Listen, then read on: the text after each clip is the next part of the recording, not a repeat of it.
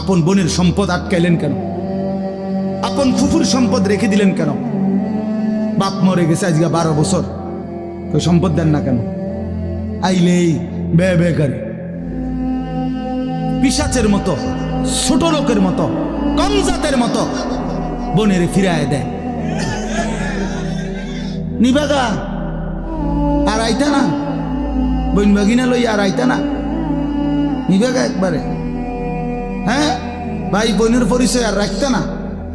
বাটফার seater বেটা, তুই বেটা ভাই বোনের পরিচয় রাখতো না কি আবার? রাখবে না কি আবার? মানে এই নাফরমান জালেম, এত বড় জালেম, এ বুঝাইতে চায় কি জানেন?